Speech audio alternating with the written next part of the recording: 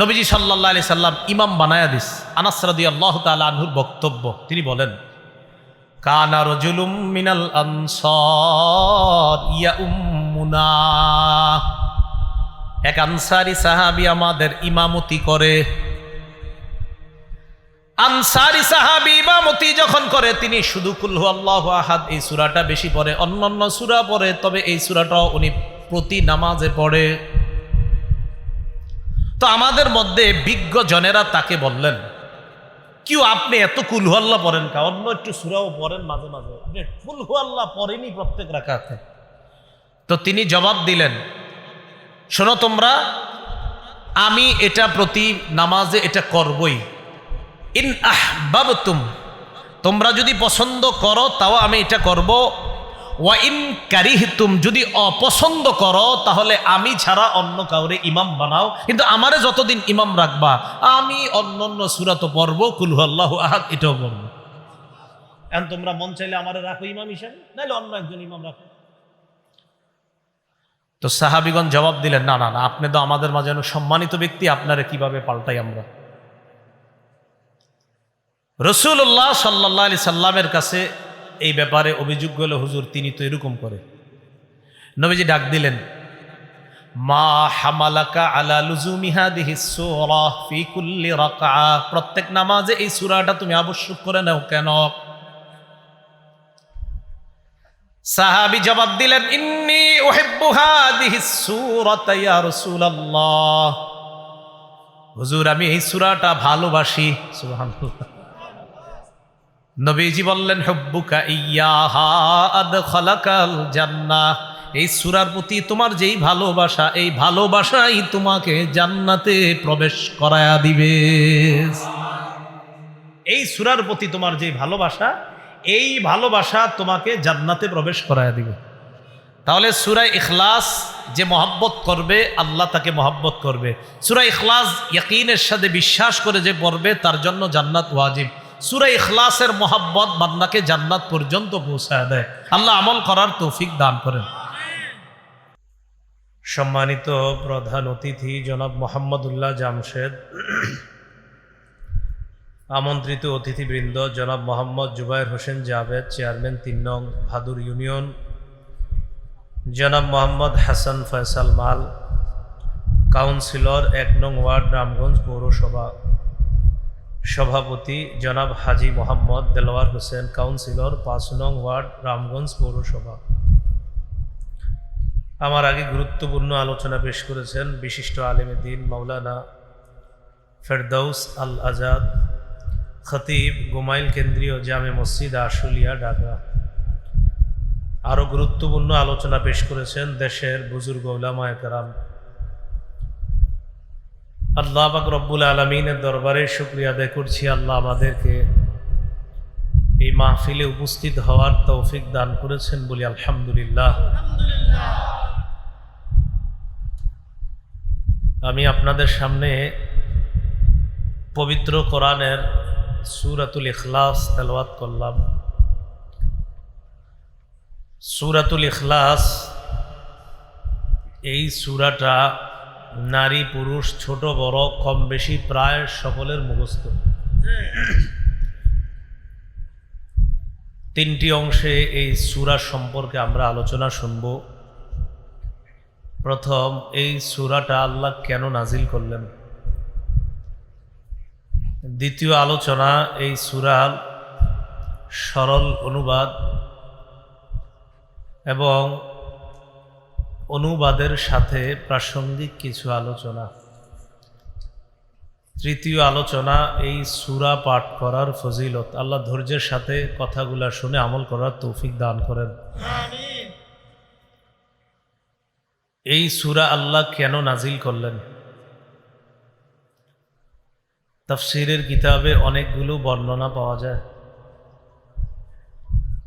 প্রথম বর্ণনাটি আমরা আব্দুল্লাহ ইবনে আব্বাস রাদিয়াল্লাহু তাআলা আনহুমার বর্ণনা থেকে জানব। তিনি বলেন, আন্নাল ইয়াহুদা জাআতিন নাবিয়্য সাল্লাল্লাহু আলাইহি ওয়াসাল্লাম মিনহুম কাব ইবনুল আশরাফ ওয়া হুয়াই ইবনু আখতাব فقالوا للنبي صلى الله عليه وسلم صف لنا ربك الذي بعثك। একদল ইহুদি রাসূলুল্লাহ সাল্লাল্লাহু আলাইহি ওয়াসাল্লামের কাছে আসলো। ইহুদিদের মাঝে কাব ইবনে আশরাফ এবং হুয়াই ইবনে আখতাব এই দুইজন বিখ্যাত ইহুদিও ছিল। কাব ইবনে আশরাফ ওই ব্যক্তি যে ব্যক্তি রাসূল সাল্লাল্লাহু আলাইহি সাল্লামকে প্রচুর পরিমাণ গালমন্দ করত। তো এই কাব ইবনে আশরাফ এবং হুয়াই ইবনে আখতাব এই দুইজন যারা তাদের স্ব গোত্রের মানুষদের কাছে বিখ্যাত ব্যক্তি হিসাবে পরিচিত ছিল। তো ইহুদিরা যারা রাসূলের কাছে আসছে তাদের মাঝে এই দুইজন উল্লেখযোগ্য ব্যক্তি ছিল। فقالوا للنبي صلى الله عليه وسلم صف لنا ربك الذي بعثك। তারা রাসূলুল্লাহ সাল্লাল্লাহু আলাইহি সাল্লামকে বলল, যেই রব তোমাকে প্রেরণ করেছেন, পাঠিয়েছেন, যেই রব তোমাকে প্রেরণ করেছেন, পাঠিয়েছেন, ওই রবের গুণাবলী আমাদের কাছে তুমি বর্ণনা করো। ফাআনজালাল্লাহু তাআলা কুল হুয়াল্লাহু আহাদ। ইহুদিরা রাসূল সাল্লাল্লাহু আলাইহি সাল্লামের কাছে আল্লাহর গুণাবলী সম্পর্কে যখন জানতে চেয়েছে, আল্লাহ সূরা ইখলাস নাজিল করে নিজের গুণাবলী সম্পর্কে তাদেরকে জানিয়ে দিলেন। এটা একটা বর্ণনা। দ্বিতীয় বর্ণনা উবাই ইবনে কাব রাদিয়াল্লাহু তাআলা আনহুর বর্ণনা। সাহাবীদের মাঝে যিনি বিখ্যাত কারি হিসাবে প্রসিদ্ধ ছিলেন, এই উবাই ইবনে কাব রাদিয়াল্লাহু তাআলা আনহু তিনি বলেন, আন্নাল মুশরিকিনা ক্বালু লিন-নবী সাল্লাল্লাহু আলাইহি ওয়াসাল্লাম উনসুব লানা রাব্বাকা। মুশরিকরা রাসূলুল্লাহ সাল্লাল্লাহু আলাইহি সাল্লামকে বলল, তুমি তোমার রবের বংশ পরিচয় আমাদেরকে দাও, তোমার রবের নসবনামা আমাদের কাছে পেশ করো। ফানজালাল্লাহু তাআলা কুল হুয়াল্লাহু আহাদ। আল্লাহ পাক রব্বুল আলামিনের পরিচয় জানতে চাইল মুশরিকরা, আল্লাহ সূরা ইখলাস নাজিল করে নিজের পরিচয় দিয়ে দিলেন। তৃতীয় বর্ণনা জাবের রাদিয়াল্লাহু তাআলা আনহুর বর্ণনা। عن جابر بن عبد الله رضي الله تعالى عنهما أن أعرابيا جاء إلى النبي صلى الله عليه وسلم فقال انسب لنا ربك يا محمد। জাবির ইবনে আব্দুল্লাহ রাদিয়াল্লাহু তাআলা আনহুর বর্ণনা, এক গ্রাম্য ব্যক্তি আল্লাহ রাসূলের কাছে এসে বলে, মুহাম্মদ, তুমি তোমার রবের বংশ পরিচয় দাও, তোমার রবের নসবনামা দাও। ফাআনজালাল্লাহু তাআলা কুল হুয়াল্লাহু আহাদ। আল্লাহ সূরা ইখলাস নাজিল করে নিজের পরিচয় দিয়ে দিলেন। চতুর্থ বর্ণনা আব্দুল্লাহ ইবনে মাসউদ রাদিয়াল্লাহু তাআলা আনহুর বর্ণনা। তিনি বলেন, ক্বালাত কুরাইশুন লিন-নবী সাল্লাল্লাহু আলাইহি ওয়াসাল্লাম। কুরাইশরা রাসূলুল্লাহ সাল্লাল্লাহু আলাইহি সাল্লামকে বলল, উনসুব লানা রাব্বাক। মুহাম্মদ, তুমি তোমার রবের বংশ পরিচয় দাও, তোমার রবের নসবনামা আমাদের কাছে পেশ করো। ফানজালাল্লাহু তাআলা কুল হুয়াল্লাহু আহাদ। আল্লাহ সূরা ইখলাস নাজিল করে কুরাইশদেরকেও নিজের পরিচয় জানায়া দিলেন। ইহুদিরাও জানতে চাইল গুণাবলী, গ্রাম্য ব্যক্তি জানতে চাইল রবের বংশ পরিচয়, মুশরিকরা জানতে চাইল রবের বংশ পরিচয়, কুরাইশরা জানতে চাইল রবের বংশ পরিচয়। তাদের সকলের বক্তব্যের জবাবে আল্লাহ পাক রব্বুল আলামিন সূরাতুল ইখলাস নাজিল করে নিজের গুণাবলী এবং নিজের পরিচয় সংক্ষিপ্ত সূরার মধ্যে ব্যাপকভাবে আল্লাহ জবাবটা দিয়ে দিয়েছে। সূরাটা সংক্ষিপ্ত, গবেষণা করলে ব্যাপক। রাসূলুল্লাহ সাল্লাল্লাহু আলাইহি সাল্লাম বলেন, লিকুল্লি শাইইন নিসবাহ, প্রত্যেকটা জিনিসের একটা নিসবত থাকে, প্রত্যেকটা জিনিসের একটা নিসবত থাকে, সম্পর্ক। ওয়া নিসবাতুল্লাহ কুল হুয়াল্লাহু আহাদ, আল্লাহর নিসবত হলো কুল হুয়াল্লাহু আহাদ তথা সূরা ইখলাসটাই হলো আল্লাহর নিসবত। সব জিনিসের একটা নিসবত থাকে, আল্লাহর নিসবত হলো কুল হুয়াল্লাহু আহাদ। তাহলে এই সূরাটার গুরুত্ব অনেক বেশি। আল্লাহ আমাদের সকলকে আমাদের রবের পরিচয় কেউ জানতে চাইলে আমরা সংক্ষিপ্তভাবে এই সূরাটা পাঠ করে দিয়ে বলবো এটাই আমাদের রবের পরিচয়। দ্বিতীয় আলোচনা, এই সূরার অনুবাদ শুনবো আমরা এখন, সংক্ষিপ্ত অনুবাদ।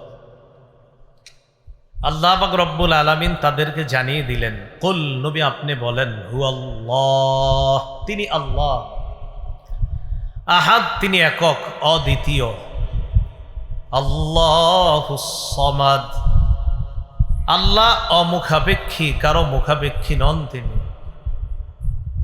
অমুখাপেক্ষী কাকে বলে আল্লাহ পরে নিজেই ব্যাখ্যা দিচ্ছেন, লাম ইয়ালিদ ওয়া লাম ইউলাদ, যিনি কাউকে জন্ম দেন না, যিনি কারো থেকে জন্ম নেন না।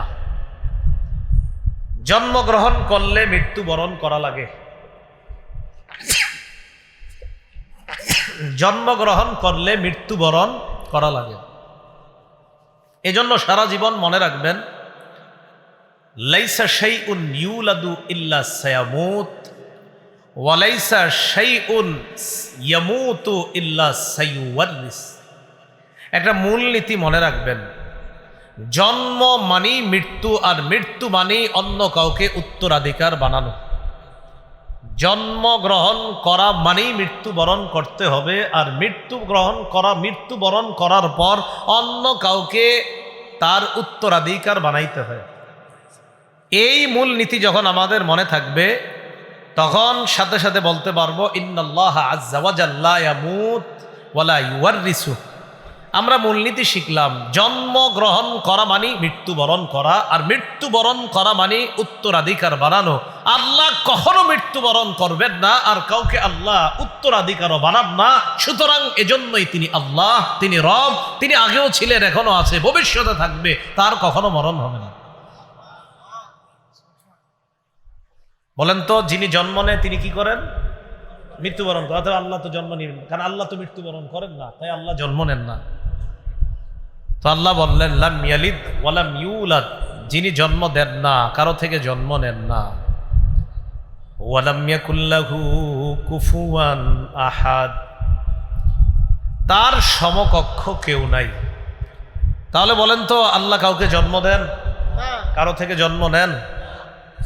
কিন্তু মক্কার বেঈমানরা, কাফেররা, মুশরিকরা, আরো অন্যান্য অনেকে, তারা এই ভয়ঙ্কর কথা বলছে যে আল্লাহ পাক রব্বুল আলামিনের সন্তান আছে। সূরা মারিয়ামের ৮৮ নম্বর আয়াত থেকে ৯৫ নম্বর আয়াতে আল্লাহ বলেন, ওয়া ক্বালু ইত্তাখাযার রহমানু ওয়ালাদা, তারা বলে দয়াময় আল্লাহ সন্তান গ্রহণ করেছে। বলেন নাউযুবিল্লাহ। তো আল্লাহ বলেন, লাকাদ জিতুম শাইআন ইদ্দা, তোমরা ভয়ঙ্কর একটা বিষয়ের অবতারণা করেছো। বলেন তো, কেউ যদি বলে আল্লাহর সন্তান আছে, এটা কি স্বাভাবিক বিষয় না ভয়ঙ্কর বিষয়? আল্লাহ বলে এটা কতটা ভয়ঙ্কর বিষয় জানো? তাকাদুস সামাওয়াতু ইয়াতাফাত্তারনা মিনহু ওয়া তানশাক্কুল আরদু ওয়া তাখিরুল জিবালু হাদ্দা। কেউ যখন বলবে যে আল্লাহর সন্তান আছে, তখন আসমান তার এই কথা শুই না ফেটে যাওয়ার উপক্রম হয়, জমিন বিদীর্ণ হওয়ার উপক্রম হয়, পাহাড়গুলা টুকরা টুকরা হওয়ার উপক্রম হয় ওই বান্দার এই কথা শুই না যে ছি ছি এটা কেমন কথা বলে রবের ব্যাপারে। আসমান ফেটে যাইতে চায়, জমিন বিদীর্ণ হয়ে যেতে চায়, পাহাড়গুলা টুকরা টুকরা হয়ে যেতে চায়। কেন? কেউ যদি বলে আল্লাহর ছেলে আছে। তো আল্লাহ বলেন আন্দাউলির রহমানি ওয়ালাদা, এটা এই কারণে তারা দাবি করে দয়াময় আল্লাহর সন্তান আছে, এই দাবি তারা করে। বলি নাউজুবিল্লাহ।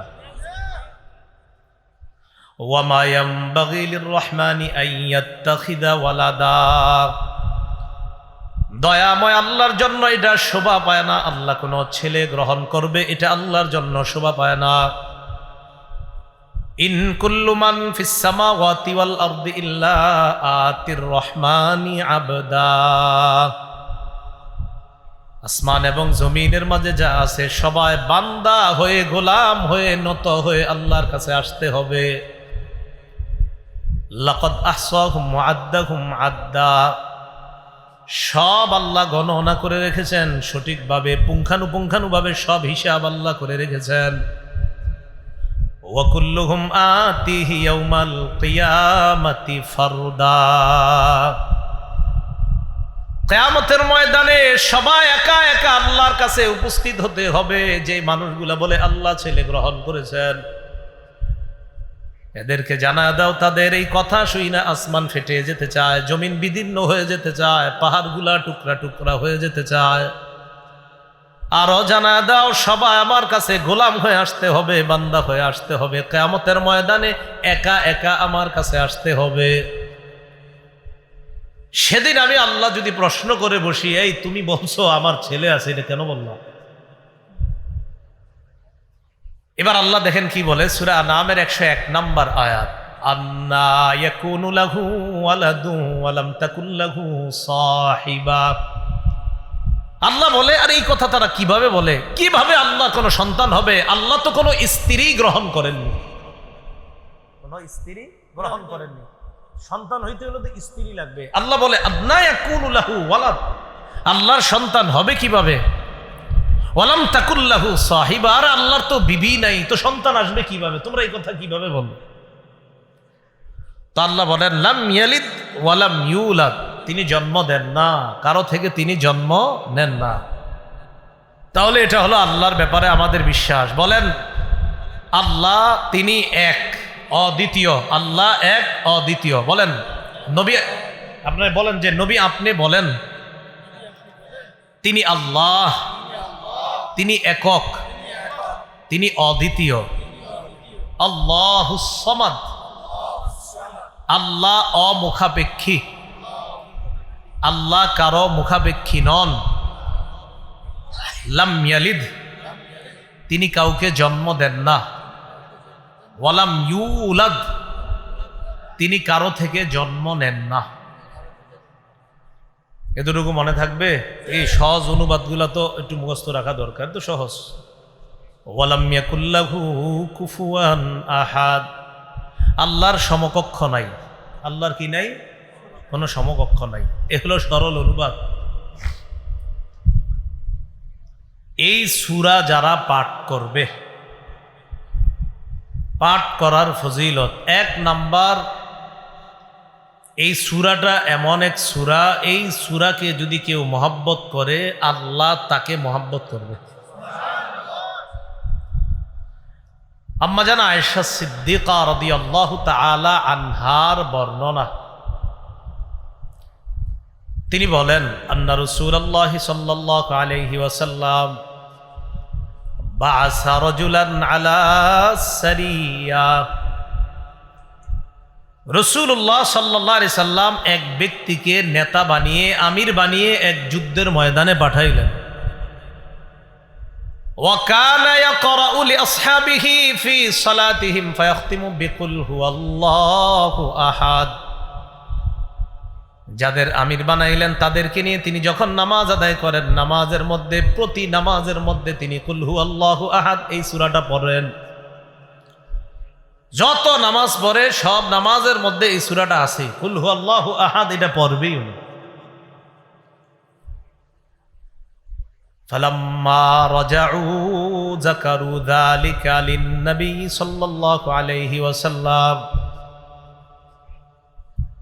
সাহাবীগণ যখন ফিরে আসলেন আল্লাহর রাসূলের কাছে অভিযোগ করলেন, ইয়া রাসূলুল্লাহ, যাকে আমাদের আমির বানাইলেন এই ব্যক্তি যতবার নামাজ পড়ায় ততবার প্রতিটা নামাজের মধ্যে অন্যান্য সূরার পাশাপাশি কুল হুয়াল্লাহু আহাদ এই সূরাটা তিনি পড়েন। তো রাসূলুল্লাহ সাল্লাল্লাহু আলাইহি সাল্লাম এই কথা শুনে বললেন, সালুহ, তাকে তোমরা জিজ্ঞাসা করো, লিআইয়ি শাইইন কানা ইয়াসনাউ যালিক, এই কাজ সে কেন করে একটু তাকে জিজ্ঞাসা করো। ফাসালু, জনগণ তাকে প্রশ্ন করলো, তুমি কুল হুয়াল্লাহু আহাদ এই সূরা কেন বেশি পড়ো? তিনি জবাব দিলেন, লিআন্নাহা সিফাতুর রহমান, এই সূরা এমন এক সূরা, এই সূরার মধ্যে আমার রবের পরিচয়, ইন্নী উহিব্বু আন আকরাআহা, আমার রবের পরিচয়টা আমার বারবার পড়তে ভালো লাগে। এটাতে আমার রবের গুণাবলী আছে, আমার বারবার এটা পড়তে খুব ভালো লাগে যে আমার রব বলছে, বলো তিনি আল্লাহ, তিনি একক, তিনি অদ্বিতীয়, তিনি অমুখাপেক্ষী, তিনি কাউকে জন্ম দেন না, কারো থেকে জন্ম নেন না, তার সমকক্ষ কেউ নাই। আমার বারবার বলতে পড়তে খুব ভালো লাগে। তো সাহাবীগণ গেছে, নবীজি সাল্লাল্লাহু আলাইহি সাল্লামকে বললেন, তিনি এই কারণে এই সূরাটা পাঠ করে। ফাকালা রাসূলুল্লাহ সাল্লাল্লাহু আলাইহি ওয়াসাল্লাম, রাসূলুল্লাহ সাল্লাল্লাহু আলাইহি সাল্লাম বললেন, আখবিরুহু আন্নাল্লাহা ইউহিব্বুহু, তাকে জানিয়ে দাও সে যেহেতু কুল হুয়াল্লাহু আহাদ এই সূরাটা পছন্দ করে, সূরার মধ্যে তার রবের গুণাবলী তাই এটা পছন্দ করে। তাকে জানা দাও যেমনি ভাবে রবের গুণাবলী তার পছন্দ, তার ভালো লাগে, সে ভালোবাসে, তেমনি ভাবে আল্লাহও তাকে ভালোবাসেন। আল্লাহ তাকে মহব্বত করেন, আল্লাহ তাকে ভালোবাসে, তাকে জানা দেয়। তো কুল হুয়াল্লাহু আহাদ এই সূরা যে ভালোবাসবে তাকে কে ভালোবাসেন? আল্লাহ। তাহলে এই সূরার ভালোবাসা আমাদের মধ্যে থাকার দরকার। আল্লাহ আমাদের সকলকে সূরা ইখলাসকে মহব্বত করার তৌফিক দান করেন।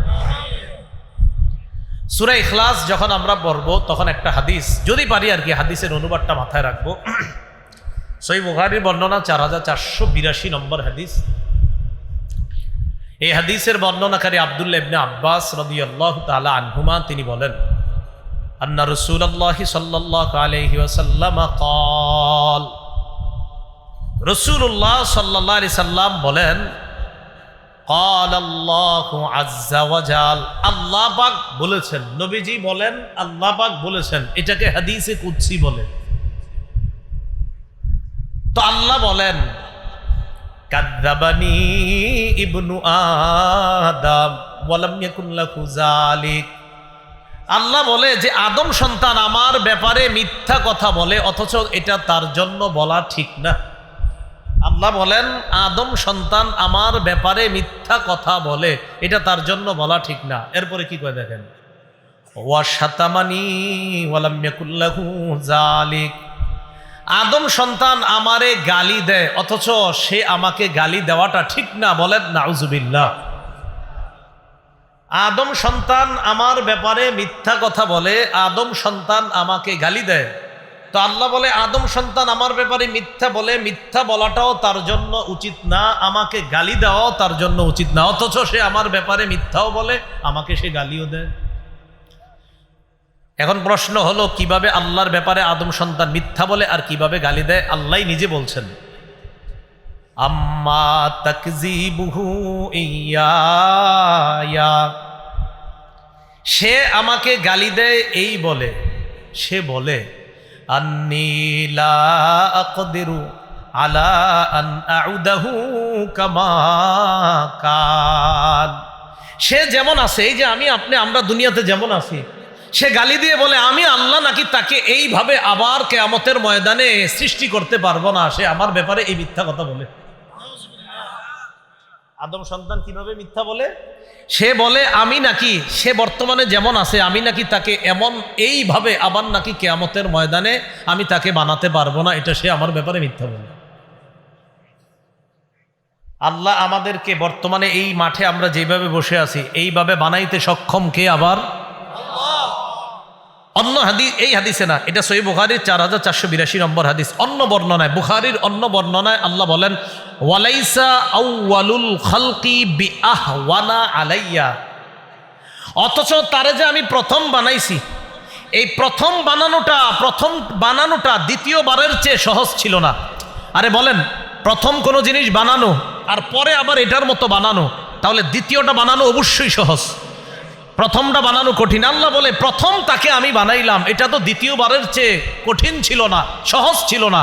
প্রথমবারেরটা কঠিন হয়, দ্বিতীয়বারেরটা আরো সহজ হয়। যেই আল্লাহ আমি তোমারে প্রথমবার বানাইলাম, তো দ্বিতীয়বার বানানো তো আমার কাছে কোনো ব্যাপার না। আদম সন্তান আমার ব্যাপারে মিথ্যা কথা বলে আমি নাকি তাকে যেইভাবে আছে এইভাবে বানাতে পারবো না। আল্লাহ বলে বানাতে পারবো অবশ্যই। কেমন বলেন তো? আমাদের পৃথিবীতে 7 জন 8 জন 10 জনের চেহারা যদিও মিলে যায়, আমাদের কি মিলবে না? আঙ্গুলের ছাপ মিলবে না।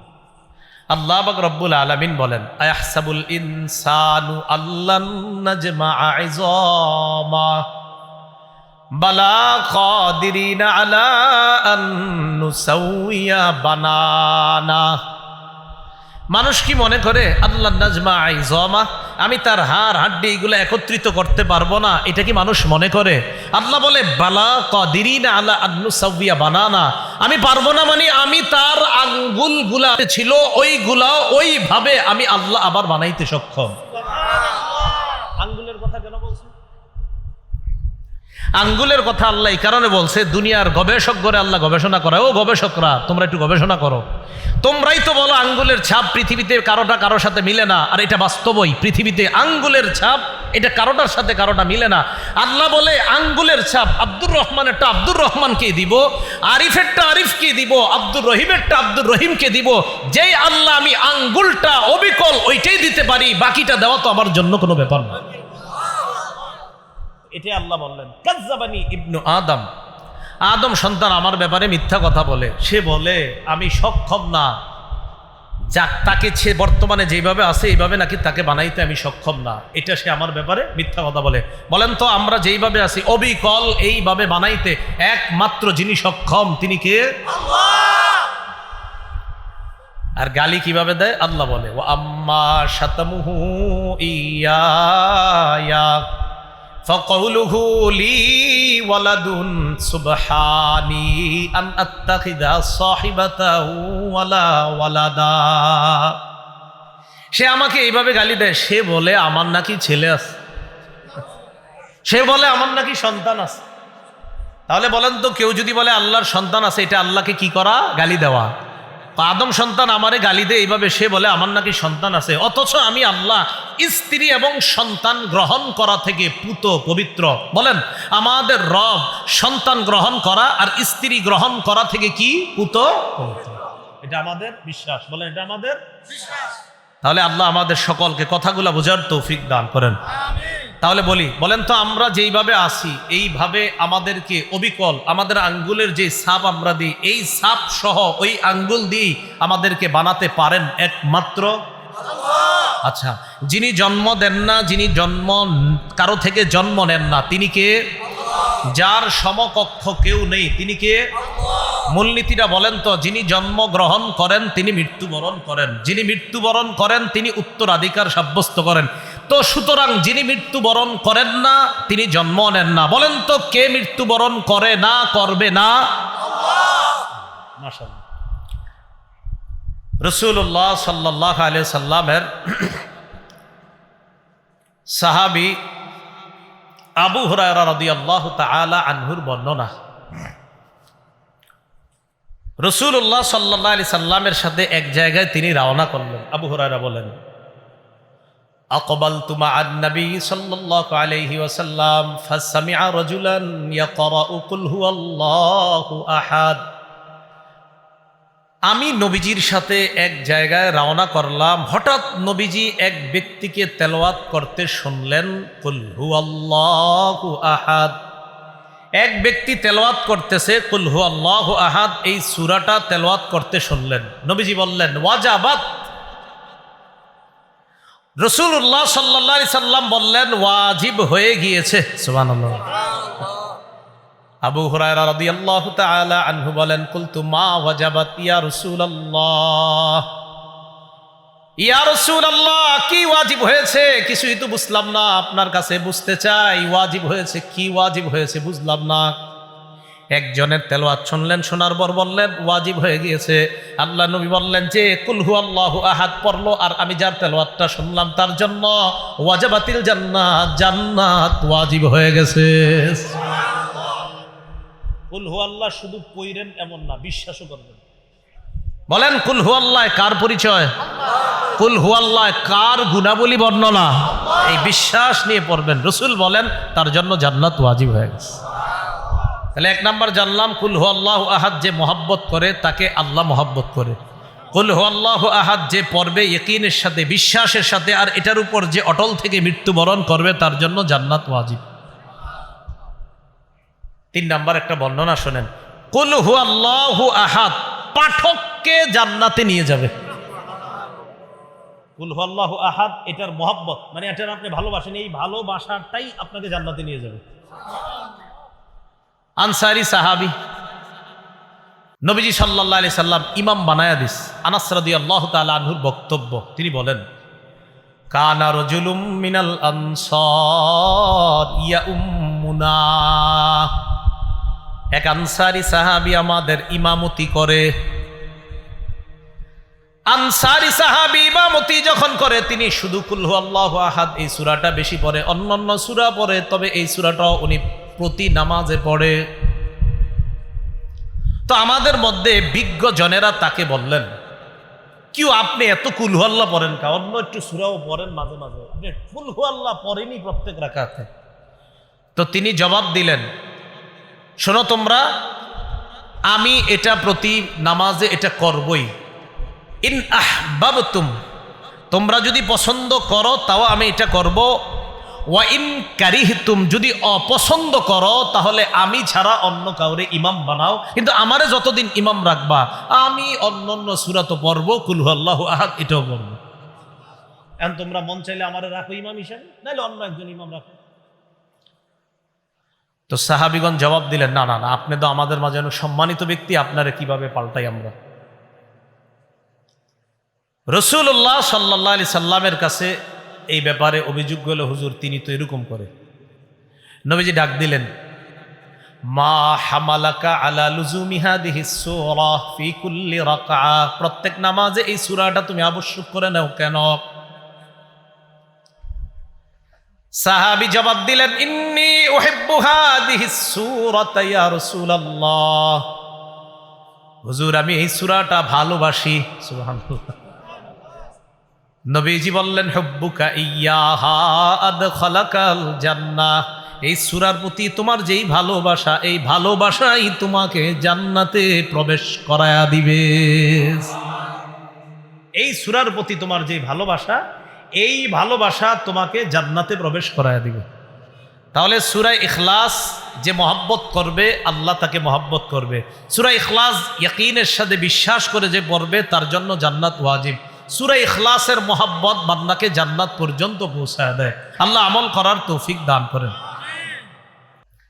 রাসূলুল্লাহ সাল্লাল্লাহু আলাইহি সাল্লামের সাহাবী নাম সাহাল ইবনে মুআজ।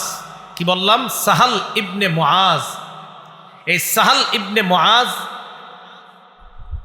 আল জুহানি রাদিয়াল্লাহু তাআলা আনহুর বর্ণনা, তিনি বলেন ক্বালা রাসূলুল্লাহ সাল্লাল্লাহু আলাইহি ওয়াসাল্লাম মান ক্বারাআ কুল হুয়াল্লাহু আহাদ হাত্তা ইয়াখতিমাহা 10 মাররাত, কোন ব্যক্তি যদি 10 বার কুল হুয়াল্লাহু আহাদ এই সূরাটা তেলাওয়াত করে, বানাল্লাহু লাহু কসরান ফিল জান্নাহ, আল্লাহ তার জন্য জান্নাতে একটা প্রাসাদ নির্মাণ করে দেন।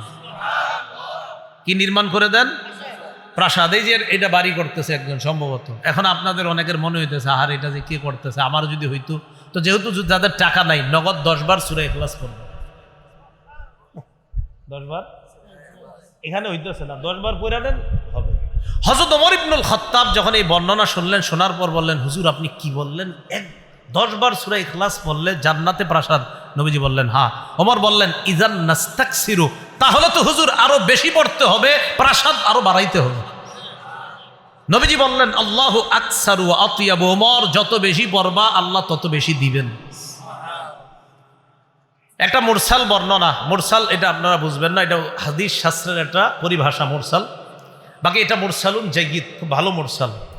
এই মুরসাল বর্ণনার বর্ণনাকারী সাঈদ ইবনুল মুসাইয়্যিব রাহিমাহুল্লাহ, তিনি বলেন ক্বালা রাসূলুল্লাহ সাল্লাল্লাহু আলাইহি ওয়াসাল্লাম মান ক্বারাআ কুল হুয়াল্লাহু আহাদ 10 মাররাত বানাল্লাহু লাহু কাসরান ফিল জান্নাহ। কোন ব্যক্তি যদি 10 বার সূরা ইখলাস পাঠ করে তার জন্য জান্নাতে আল্লাহ একটা প্রাসাদ নির্মাণ করে দেয়। ওয়া মান ক্বারাআহা 20 মাররাতান বানাল্লাহু লাহু কাসরাইনি ফিল জান্নাহ। কোন ব্যক্তি যদি 20 বার সূরা ইখলাস তেলাওয়াত করে আল্লাহ তার জন্য জান্নাতে 2টা প্রাসাদ নির্মাণ করে দেয়।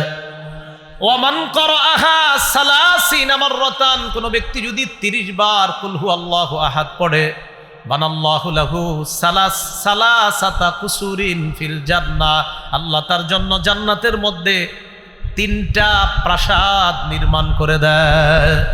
তাহলে 10 বারে একটা প্রাসাদ, 20 বারে 2টা প্রাসাদ, আর 30 বার যদি কেউ পড়ে তার জন্য আল্লাহ জান্নাতে 3টি প্রাসাদ নির্মাণ করে দেন। এই জন্য সূরা ইখলাস এটা আমরা পাঠ করব, আল্লাহ তৌফিক দান করেন। রাসূলুল্লাহ সাল্লাল্লাহু আলাইহি সাল্লাম সাহাবীদেরকে বললেন আয়াজিজু আহাদুকুম আন ইয়াকরা সুলুসাল কুরআন ফি কুল্লি লাইলা, তোমাদের কেউ কি অক্ষম প্রতি রাতে কোরআনের 1/3 তোমরা তেলাওয়াত করে ঘুমাবা? এটা কি তোমাদের মধ্যে কেউ অক্ষম অপারগ, কেউ কি পারবে না এটা? সাহাবীরা বলতেছে আইয়ুনা ইউতিকু যালিকা ইয়া রাসূলুল্লাহ, হুজুর এটা আবার কে পারবে? কোরআনের 1/3 তেলাওয়াত করা সবার জন্য তো সহজ না বিষয়টা হুজুর।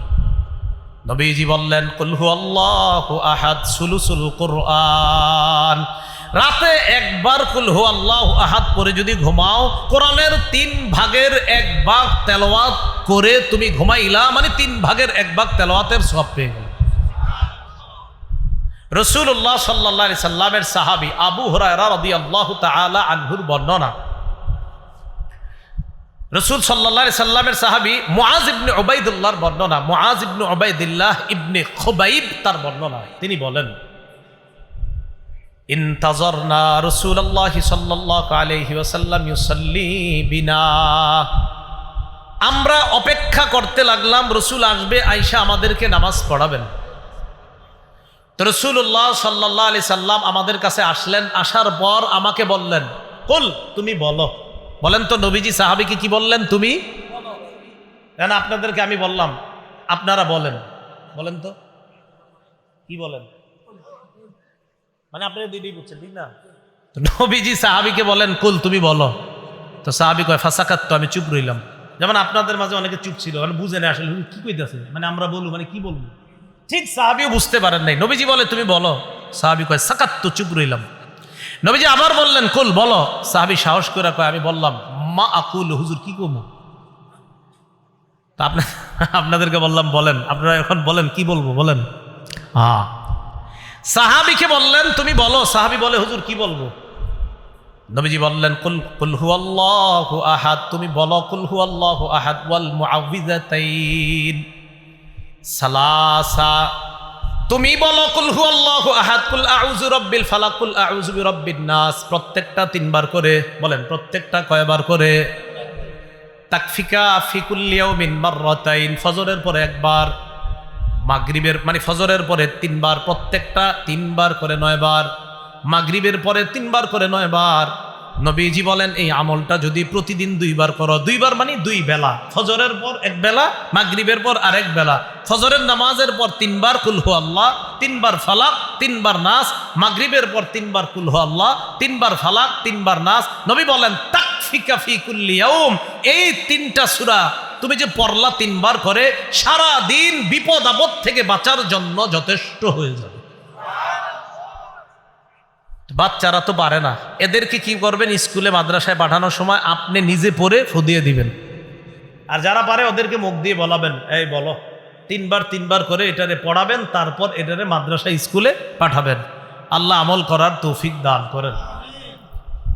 রাসূলুল্লাহ সাল্লাল্লাহু আলাইহি সাল্লামের সাহাবী আবু হুরায়রা রাদিয়াল্লাহু তাআলা আনহুর বর্ণনা, তিনি বলেন, খরাজান নবী সাল্লাল্লাহু আলাইহি ওয়াসাল্লাম, আল্লাহ রাসূল ঘর থেকে বের হলেন, বের হওয়ার পর বললেন, উহশুদু, এই তোমরা কাছাকাছি এসে বসো।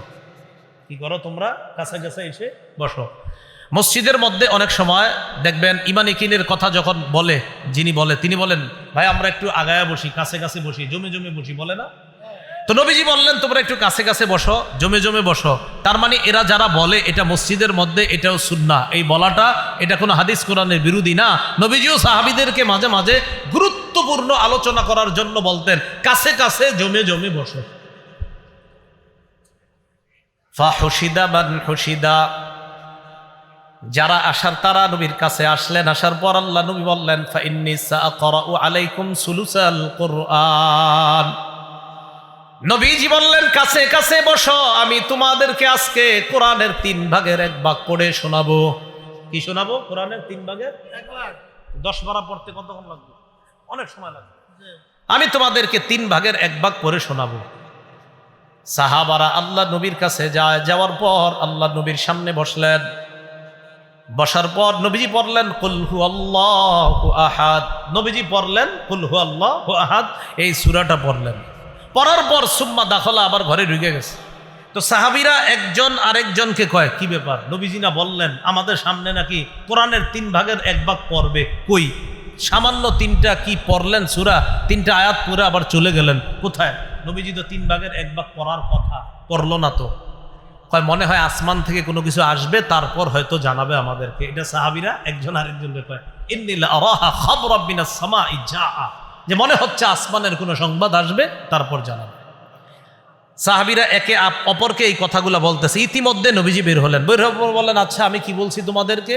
আমি বলেছিলাম কোরআনের 3 ভাগের 1 ভাগ পড়ে শোনাবো, এই কথা আমি তোমাদেরকে বলেছিলাম। তো সাহাবীগণ তো মন দিয়ে শুনতেছে। নবীজি বলেন, আমি তোমাদের সামনে কুল হুয়াল্লাহ সূরাটা পড়েই তো ঘরে গিয়েছিলাম। এই যে কুল হুয়াল্লাহ আমি পড়েছিলাম, ইন্নাহা লা তা'দিলু সুলুসাল কোরআন, এই সূরাটাই কোরআনের 3 ভাগের 1 ভাগ। তো কুল হুয়াল্লাহু আহাদ একবার যদি কেউ তেলাওয়াত করে, আল্লাহ তাকে কোরআনের 3 ভাগের 1 ভাগ তেলাওয়াত করার সওয়াব দান করে। তো 2 বার যদি কেউ পড়ে, কোরআনের 3 ভাগের 2 ভাগ তেলাওয়াত করার সওয়াব দান করে। কেউ যদি 3 বার পড়ে, আল্লাহ তাকে কোরআনের 3 ভাগ, মানে কোরআনের পুরা 3 ভাগ পড়ার সওয়াব আল্লাহ তার আমল নামায় লিপিবদ্ধ করে দেয়।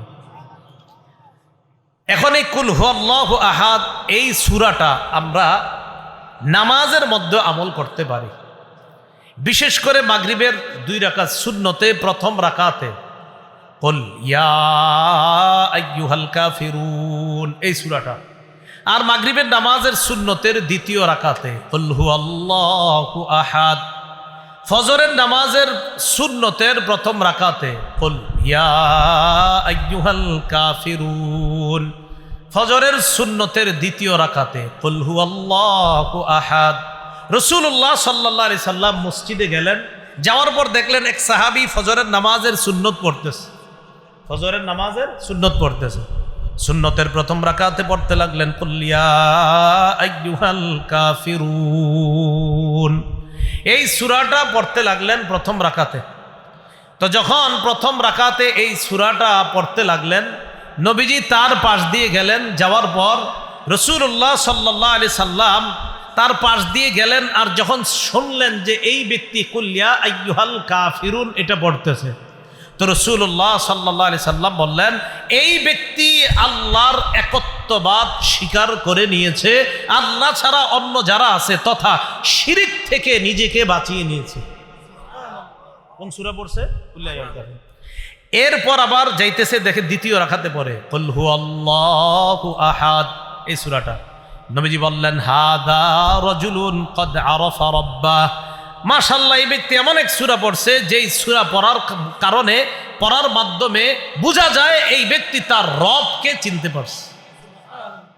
তাহলে ফজরের নামাজের সুন্নতে প্রথম রাকাতে কুল ইয়া আইয়ুহাল কাফিরুন, আর দ্বিতীয় রাকাতে কুল হুয়াল্লাহু আহাদ, আর মাগরিবের সুন্নতের প্রথম রাকাতে কুল ইয়া আইয়ুহাল কাফিরুন, আর দ্বিতীয় রাকাতে কুল হুয়াল্লাহু আহাদ, এই আমলটা করা। তাহলে সূরা ইখলাসের এই আমলটা আমরা সবাই করব তো ইনশাআল্লাহ।